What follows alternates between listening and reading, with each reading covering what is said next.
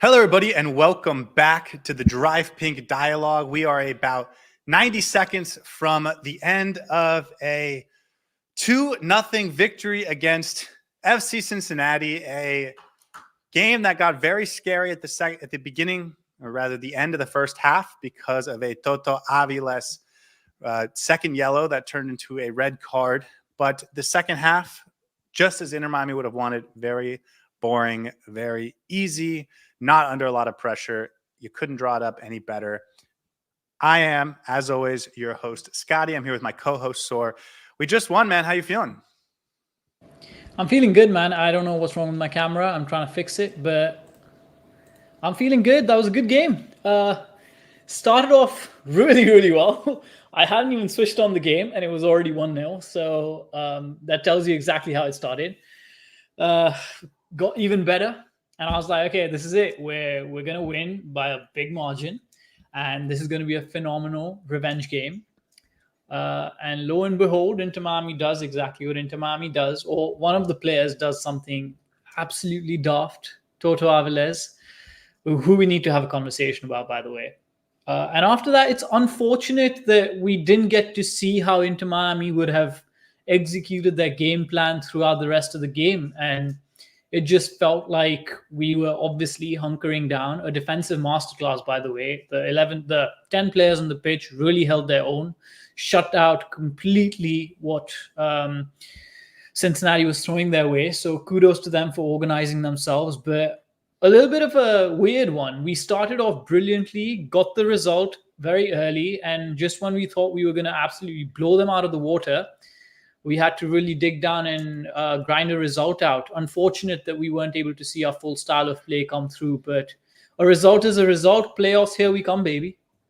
Playoffs, here we come. I want to talk about why the second half was so easy, because I have some initial thoughts that I felt were right there. But let's get to the chat. Senegal Tube, LFG, absolutely. That was a huge win. And I know the second half was slow and methodical, but that's exactly what Inter Miami would have wanted. And of course, that doesn't take away from the fact that this was a huge, monumental win for Inter Miami in terms of their chase for the number one seed in the East, their chase for home field advantage throughout the playoffs, and of course, their chase for the supporter shield. And also just, man, we just had 10, 11, 12 days of bad times. And even before that, the Toronto game was 4-3. We won, but it wasn't particularly fun to watch. It was nervy. We got another red card in that game. And then before that, Tigres. So it's been a while since we felt really good, since we beat a good team.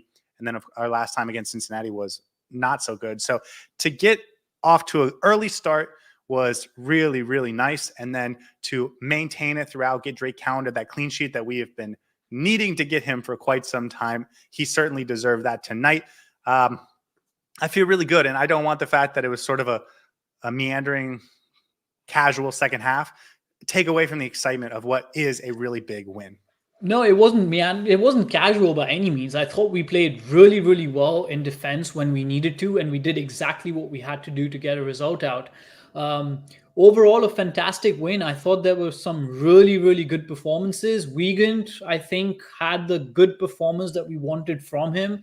Had that cross into Suarez that led to a goal. I don't know if that's his first assist for Inter Miami. Overall, I think he was really good. David Martinez, what an absolute brilliant performance. I thought he was a stalwart in that defense. Sergio Busquets, as champagne as ever. I don't think he was bothered even one bit during that game. Yannick Bright showing exactly who Yannick Bright is. I thought he mentioned that he would love to go up against Lucio Costa again, and I thought he had a good game as well. Gave his due back. Overall, some really good performances. Luis Suarez doing what Luis Suarez does. I called 2 goals from him. He got 2 goals. Would have potentially had more if we had 11 men on the pitch. But most importantly, one that I haven't mentioned is Tata Martino using all 5 of his subs across the entire game. I thought some brilliant subs, great tactics in the second half to get the result out. You can't ask for more, man. You can't ask for more. The only disappointing bit was Aviles. Yeah, we'll get to Aviles in a few minutes, but I just want to, get to some of the chats, because part of this is just enjoy the excitement or, have some therapy with you guys. So I want to hear from you guys what your impressions are. But Drake with the exclamation point was a big one to me. He was aggressive in coming out for the ball in a way that he hasn't always been. And so I thought that was good. Even though he mistimed one or two, he was overall really, really good in this game. And so he not only deserved the clean sheet, but I thought he was one of the better players on Inter Miami. That Martinez split in the 60th minute was crazy. I thought he tore his hamstring. I'll be honest with you. I saw that and my heart sank as if we just lost another defender of quality. The dude Aviles says, what record did Suarez break? He broke the single season goal scoring record. So in 2022, Gonzalo Higuain scored 16 goals that season in all competitions. Luis Suarez was tied with that record going into today, and now an emphatic way to break that record with 2 goals and revenge and redemption and all of those positive things. Peaches says 10 men, clean sheet, revenge, great job. I think that is the perfect way to put it. This was a game that would have done so many great things for us if we won. And even though we go down to 10 men, we still hang on, and not even hang on. We cruise to a 2-0 win, and it was relatively easy. I have an immediate thought on why the second half was so easy for Inter Miami, and it does involve giving Tata Martino credit. But again, cynical to most goals in the season. Great teamwork and pistolero magic. Vamos, Miami. Couldn't say it better myself. Let's stop there for a second because I want to get your thoughts on this. Last game, the thing that made Lucho Costa so dangerous was that when he couldn't find space right down the middle where he loves to play, he went wide and he found a ton of space. And what Tata Martino did in this game was he knows he's not coming on until after halftime or until halftime. So he waits until halftime and then he goes to a back 5, which prevents players from finding space wide, which is exactly what Lucho Costa did so effectively in that first game. And I thought that was a big reason why he wasn't particularly effective in this game. We learned from that last performance, and that is really good to see. And then the other aspect was Yuya Kubo. I thought he was their best player in the first half in that left wing back spot. He was so good getting down that left channel, especially after the Toto Aviles injury and really in the last 20 minutes of the first half. And they moved him up front where we had multiple bodies centrally to defend him. And I thought that took him out of the game in a way that didn't do them any favors. So those 2 tactical adjustments at halftime, both from Inter Miami and from Cincinnati, I thought helped Miami and hurt Cincinnati. And I thought that's why Cincinnati couldn't really find a lot of dangerous opportunities in the second half. And all around great play. Yeah, first of all, we were playing a 3-man back line in the first half. So Sergio Busquets was in the back line. Yes, but the fullbacks were high. The fullbacks were exactly. So it was actually a 3-4-3. It wasn't a 4-3-3, which we thought was the case. So kudos to the chat for pointing that out. And yeah, I saw the exact same thing. I was very surprised that Ian Frey was coming on for Matas Rojas, but it was an immediate change that you could see why it was done. So essentially, by going to a back 5, you protect your flanks and you protect the box as well. You have 3 bodies in the box now, and you have 2 players out wide who are able to contest anything that's coming down the flanks as well. I thought we absolutely overloaded the boxes whenever Cincinnati came at us, and that was a big reason why we were able to A, stay deep, B, box the players out, and we just marked out all the zones that were potentially going to be covered. And like we did against Philadelphia, where we had a couple of players hanging out of the box, parading around trying to go behind the ball, we had the rest of the team really well organized, and that back 5 looked phenomenal in that shape that they did. Going back to Drake Callender coming out of the box, I think that was a deliberate instruction from Tata Martino, because what it did was every single time, we were sitting really deep, so it didn't allow the Cincinnati attack to get in behind us. And every time someone like Lucho Acosta or some of their creative players tried to find that cheeky ball behind us or tried to find that through ball, Drake Callender was quickly off his line to cut that off. So I do think that was a deliberate tactical instruction from Tata Martino. Not sure, but I'll give him credit where maybe he doesn't deserve one. And then everyone was sweeping in behind Drake Callender as well. So it wasn't like people were caught off guard when Drake Callender was coming in. That clearance from Martinez where Kubo was basically 5 meters away from goal, open goal, and couldn't score. I was absolutely floored with that. There was another one from Jordi Alba like 2 or 3 minutes later that was also important as a sort of last man tackle. Yeah. So Getting back defensively, I think we were really well set up. Yeah, getting back to the chat, Sean says that ending lineup is a lineup of the future. Krem, Frey, Ruiz, and Yannick Bright. Unfortunately, I think like 3 of those guys are going to be in Europe in 2 years, but it's going to be really fun while we have them. And yes, that when you play the kids, especially the homegrowns, it is just such a positive feeling. And the fact that we have such good homegrowns that are so talented that can really contribute it's just awesome, man. And that's, I don't know. Those are some of my favorite players. So I always feel really happy to see them. I'm a little disappointed with Aviles. We'll come back to Aviles in a second. Yes, clean sheet for Drake. Yeah, this was Drake's best game in a while. He had a really nice save in the first half too. That was like one of his like just instant reaction, high quality saves. Cello was great. Yeah, I agree. We'll talk about Cello in a minute. We need to start a dialogue about Toto. Vamos. Yes, LFG 3 points. Also, don't often get to say this, but our defense is getting better. And Martinez, especially his goal preventing clearance. Yeah, that was amazing. Again, David Martinez, I thought was excellent in this game and then capped it off with that amazing play. I would say man of the match shout. He was really good. I think Luis Suarez is going to get the man of the match. But, guys, tell me who you thought was man of the match for this one. Completely lost my train of thought. He had a ball over the top in the first half to Jordi Alba, and you see those balls and you're just like, that could be something, man. That could be something, especially if you get Robert Taylor, especially when Messi's pulling up he's pulling the back line forward because they don't want to give him any space. Dude, this team doesn't even have Messi, man. Oh my God. It just can't believe Drake is in top form today. Yes, he is, Gel. Pablo says Drake and Martinez saved us. I don't know if they saved us, but they both had great games and they certainly saved a goal or 2. But it did feel like for most of the half, Inter Miami was in control. Clean sheets are great. This one was hopefully really nice. Cello 8.0 ahead of Bright 7.7. I think that's fair when Cello gets the assist. So I have no problem with that. Also, I want to criticize Yannick Bright a little bit because I don't want us to come off as too overly positive. He was a little sloppy in possession in the first half.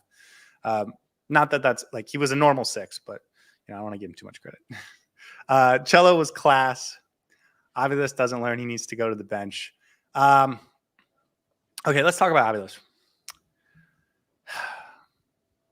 He's on a yellow card. He can't make that tackle. He can't do that. No way. I don't know what else to say. It's just blood rush, man. It's so disappointing because I thought he started off well. I thought he was playing well. Got the first yellow, which I thought was really silly of him, and then the second yellow was just absolutely abysmal. It's really bad for the team because now again we're disrupted with the center back partnership. It's so annoying. I just want a clear center back partnership to build up, and it just doesn't happen. That was his 12th, 11th and 12th yellow card of the season, second red card. Yeah, that's too many. Here's what I'll say. And, everyone for the last 2 months has been saying, we got to get Busquets back into the midfield. He is so good at center back. He's so good at center back. He's so good at it. It's unfair that someone who's never played that for 15 years can just slot in so seamlessly and effortlessly. He's just so good at it. And I actually do think there's a world where he makes us a better team playing over Aviles as a center back, but that's not a conversation for right now. And anyone that's asking for Aviles to, not start moving forward, and of course he's going to be suspended for the next game, but anyone asking for that is saying Busquets should play center back. And I think we're comfortable asking for that because Busquets is so good at center back. I will say though, Busquets being in centre back forces us to play a very specific style that I'm not sure will be suitable once Lionel Messi comes back. Busquets in games where we have to sit back, defend, and what do you mean? Yeah, so Busquets in games where we have to sit back, absorb the pressure, and then play why do you have to play like that? Just because? No, because I don't know if that's the optimal way of playing. I think Busquets' best position is in the midfield. So I think I understand. Once we have all our 11 players available, I would still put Busquets in the midfield. I understand, but I don't think you have to play that style just because Busquets is in the back line. That's my point. Just because he has played that a lot lately, because we've played some really good teams. I don't think that means that's the only way you can use Busquets. Yeah. Getting back to the chat, great record for Pistolero, and Toto tops the MLS league in both yellow cards, 10 and red 2. He's got 12 yellow cards in all competitions this season. So, yeah. We have 7 red cards as a team in 35 games. That's mad. That is mad. Our last 3 games now, going down a man, we beat Cincinnati, we beat Toronto, and then we beat Philadelphia down 2 men. So we're actually getting pretty good at playing down men. But, anyways. Tata and Toto, what a duo. Yeah. Drake, 8.4. I think that's fair. He had a really good game. I'm so glad we got Martinez, but we need another center back. Aviles, yellow card merchant. Yeah. Again, I'm so happy we didn't hear the name Cesar Montes until after it was already not going to happen, because that would have been a dream come true. I'm still keeping an eye on him for him to see if he moves this window, because if he doesn't, I want us to go get him in January. Bobo, Toto. Drake for the U.S. men's national team, just a bit more practice with his feet. But yeah, new coach, new depth chart coming up. And all the guys ahead of him have not been particularly impressive of late, or aren't really even playing. Vets need to slap some sense into Toto. Yeah.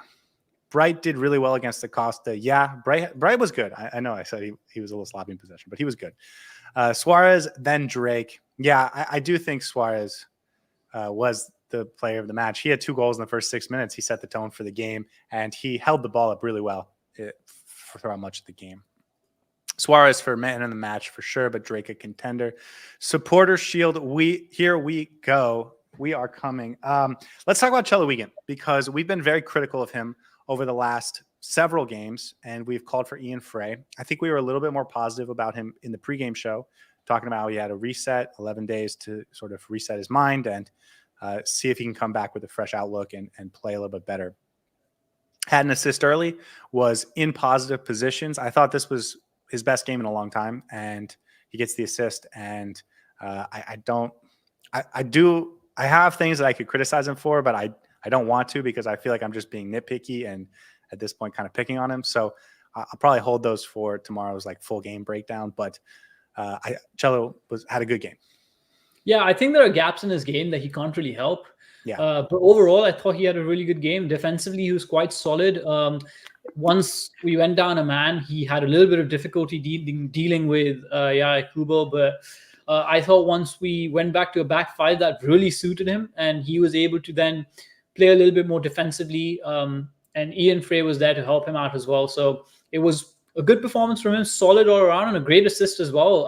I thought Diego Gomez's dummy was really helpful for that goal that Suarez scored. But overall, I thought he had a really good performance and one of the better players on the pitch for Inter Miami for sure. That was the first goal. That was 33 seconds in. So this came to me as the game was happening, but I think the previous record for the fastest goal in Inter Miami history was the Campana moonshot in 2022 against Orlando City when Inter Miami clinched the playoffs in 2022. So I just thought it was poetic that the new fastest record was also a game where Inter Miami clinched the playoffs. I'm not 100% sure on that, but I know that was within the first minute too. So I figured that might be the record. Suarez still sprinting in the 80th minute was a surprise, but Nuno says can't keep getting guys red cards in important matches. It has happened in important matches a little too frequently. Aviles needs to spend time with a therapist. Hello, Bright might have potentially helped us lead them with another 3 points with that yellow card he gave to Acosta, because now they won't have Acosta for the next game. Yeah. And it's an 8-point gap. Well, I want to talk about the supporter shield in a minute, but can I just say, I think Yannick Bright was so much better when Acosta came on. Just saying. He was really good in the second half. Yeah, he was really good. But you know what happened? You know what I think happened? In the first half, they were playing a midfield 2, where he was responsible for half the field and Redondo was responsible for the other half. And then in the second half, we switched to a 5-3 where he was central. And that's, I think, where he's most comfortable. So I think putting him in a more comfortable position certainly helped. Aviles will be a world-class center back from Marasovic. I agree. I don't know about world-class, but he's going to be a really good center back. He's a guy that's going to play in La Liga or somewhere like that in 5 years. And he's been better. He's becoming a better player. Every month, every 6 weeks, he's taking a step up in his game. Yeah, but it doesn't help when he gets himself Right. sent off and then, there's such a break. And for me, it's more not even that he got a red card. Yes, we could have lost the game. That's fine. I just want us to have a stable centre-back partnership for like at least 5 games consecutively. Earlier it was injuries. Then we had the Copa international duty. Then we had... Yeah, this is Inter Miami, man. You're expecting things that are never going to happen. Ian Frey over Aviles is also a possibility. Yeah. You want to talk about Ian Frey? I was surprised to see him in the second half. I thought Noah Allen might have come on. I agree. I thought the first center back to come on would be Noah Allen. Of course, with David Martinez and Noah Allen, that would be 2 left-footed center backs. So that's probably why it was Frey. But we've also seen Ryan Saylor come in ahead of him at center back. And so I don't know what to make of it. Maybe he does listen to this podcast. He was like, I'll throw them a bone so they stop bothering me about it. Maybe. But I didn't think Ian Frey was like outstanding with the way that we've expected him to be, but he had a solid game as well. I thought he was really good in what he did. Some balls that he had was really fun. But yeah.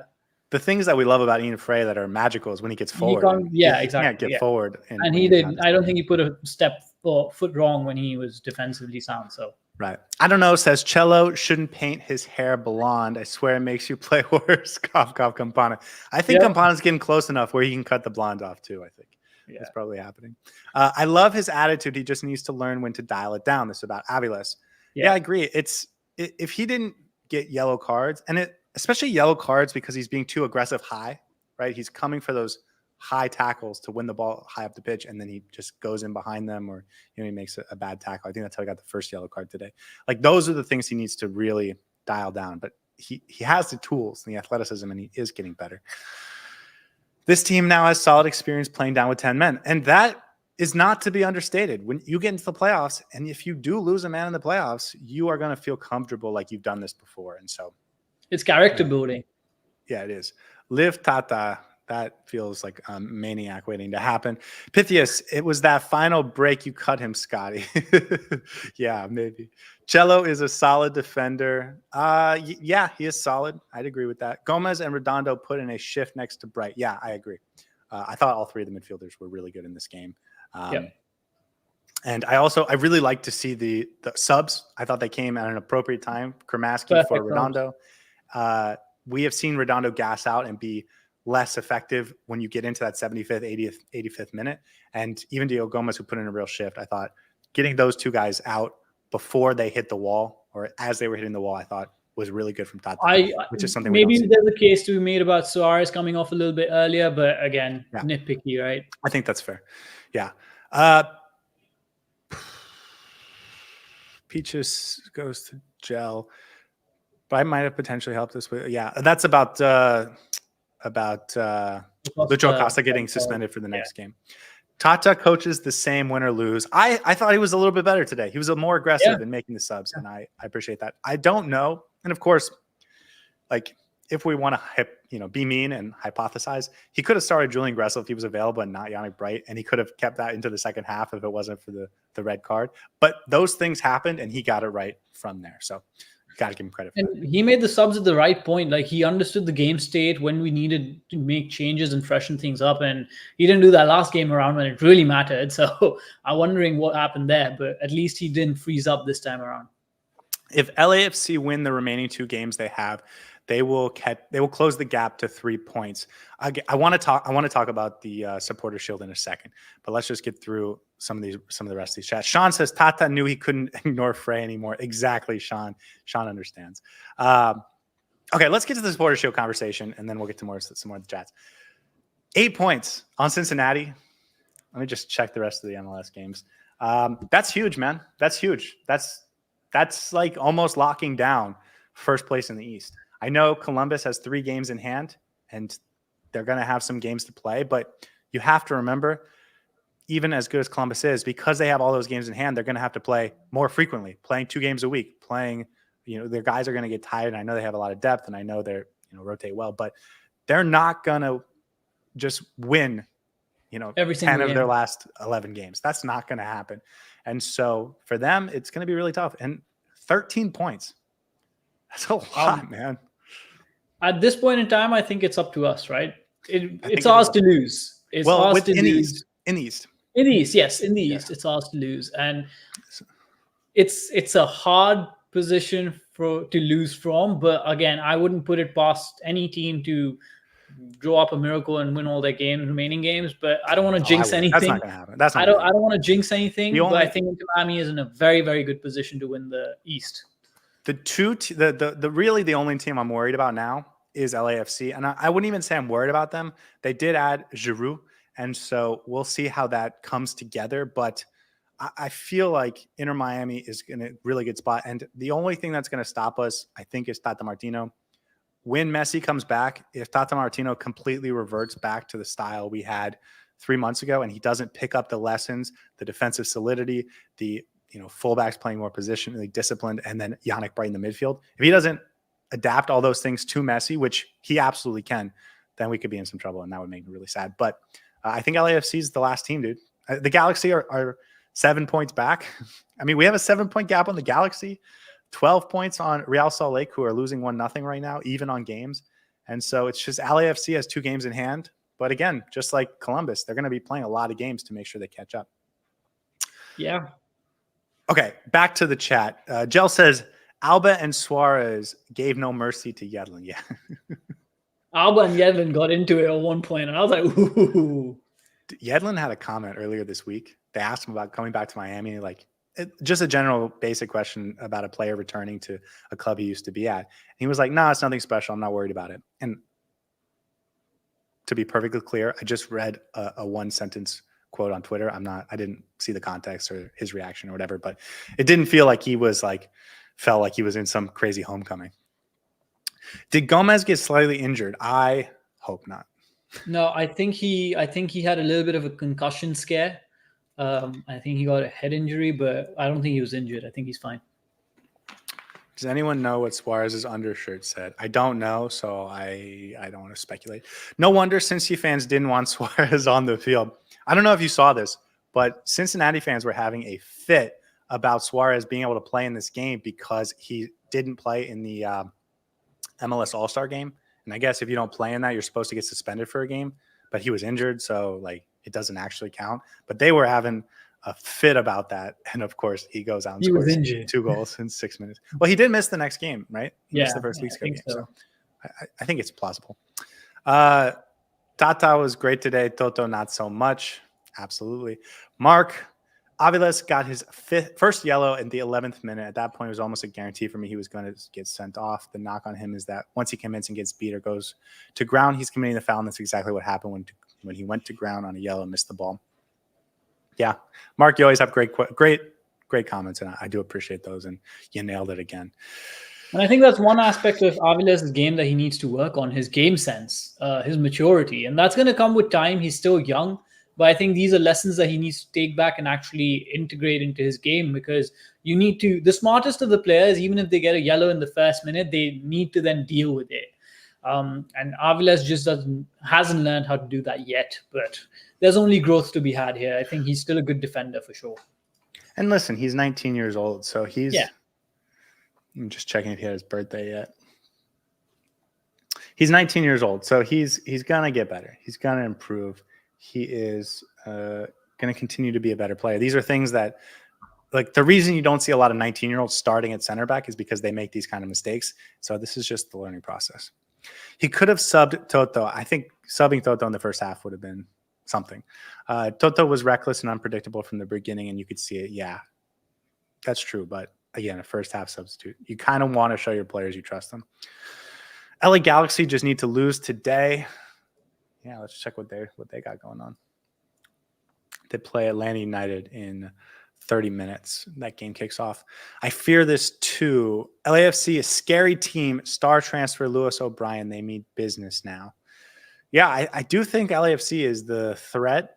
I'm probably going to watch the LAFC Columbus game tomorrow night just to get a sense of how those teams play. I wasn't really that interested in the rest of the League's Cup, but that is a matchup that I'm really interested in seeing how those two teams play in a championship knockout final type game. I want to see what they can bring to the table. Tata hasn't once subbed off a player on a really reckless yellow card. That's absolutely true. With a full health squad, fear no one. Yeah. How much better do you feel now, right? We we got smacked by the Red Bulls earlier in the season, and then we came back and we smacked them right back. We got smacked by Cincinnati.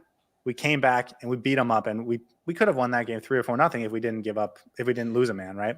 So you're no longer it goes afraid. to show that, yeah, we have the players to beat any team in this league. We just need to get every single variable on point and correct.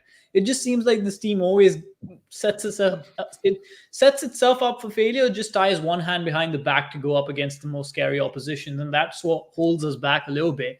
If Tata gets all his tactics right, and if we put all the right people on the pitch, it's going to be super hard to beat us. And that's a fact. It's just there's that much quality in this team. Nuno says, we will win the Supporter Shield. The Barcelona boys know how to win leagues. I don't think Inter Miami fans should be nervous about the Supporter Shield. Like, I think we have it. I think we have it in one hand, and it's just a matter of, continuing to do what we have to do. But we don't have to be exceptional. We don't have to be outstanding. We just have to continue doing what we've done for the last two months, right? And we've done all of that without Messi. So, once you get Messi back, and if you can integrate everything we've learned since then, it's going to be pretty outstanding. And in terms of our toughest games, I'm looking at a fixture, and I that Columbus Crew game is the Columbus game that we have. Maybe the NYC FC game that we have in September. That might be a difficult one. But other than that, all games, New England, Toronto, Charlotte, maybe, yeah, that might be a tough one. But Atlanta, Philadelphia, Chicago, they're very much winnable games. So I think it's ours to lose at this point in time. I agree. Jell says, thank God we win. I had a nightmare last night that Tata started Allen and Christoph as center back. Hey, don't put ideas into his head, Joe. Come on. You know better. Yeah. Ash Next game he starts no Allen and Christoph. Jesus. To hell with Cincy, says Ash. Yeah, they have been very whiny, but we don't see them again until we see them in the playoffs, maybe. Yeah, we might not see them again. Listen, we might not see them again, yeah.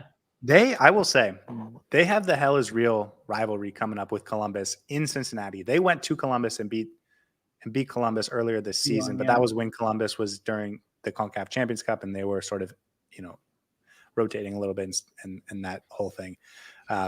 This is going to be a really interesting game when Columbus comes to Cincinnati, because that could be a rematch in the playoffs, or it could be the opposite. I think those two are fighting for second and third, and whoever gets home field advantage, could feel really good. Regardless, one of them is going to drop points, or both are going to drop points. So that's good for us, right? Yeah. Yeah. This team is great when it comes to rematches. So let's see when we play Columbus down the line. Yeah, listen, we've played Columbus twice now, and one, we were very undermanned, but we were at home, and we played as if we were the underdogs, and we won 2-1. And I'll say we also started Ian Frey.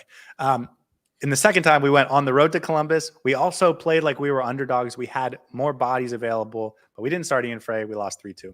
In the next round, which will be at lower.com field in Columbus, we will hopefully have our full strength squad. And hopefully in that scenario, we won't play as if we're the underdog. We'll play aggressive on the road and show that we're the best team. That's what I really want to see. Game of the season candidate for sure. Yeah, we talked about this on Thursday and our things to be excited about for this season. And Messi and full strength Inter Miami going to Columbus in the third to last week of the season, especially hopefully by that point we have the Supporter Shield basically all locked up. Like there's nothing to lose but everything to gain, and it's just all fun. That's going to be an awesome game. I am so excited for Messi to be back in this team, man. It's going to be such an imagine that game when he comes back and we see him play again with this Inter Miami team who's done so well without him. And it feels like we've just been building our tools without him. And now once he comes back, it's just going to be a whole other beast of a machine in itself. And I can't wait for that to happen. The top 3 teams in the East, let me just double check this hasn't changed today, are obviously Miami, but then Cincinnati, Columbus, and the New York Red Bulls, possibly, I know Charlotte added some pieces, but those are going to probably be the top 4 seeds in the East. And Inter Miami has home wins against all 3 of them. And I think that's going to do a lot for the playoffs when we're going to host all of them if we can close out on the Supporter Shield. I wanted to run through some of the stats real quick I'm just looking at the stat page that stand out to me. 14 duels from Luis Suarez. He won 9 of them. So all of those times he held up, just so impactful. And that's 9 9 duels won. Yannick Bright with 18 duels. Again, just a monster. Drake Calendar, 5 saves inside the box. That is big time. Good for his confidence. And again, he gets a clean sheet that he deserves.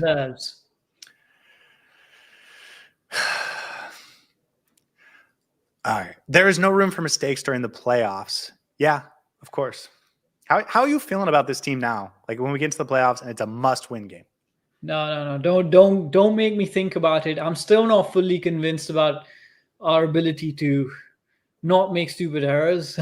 So I'm going to talk about it tomorrow. But I think for now, we're in a very good space and there's a lot to build on, but we're in a very positive light right now.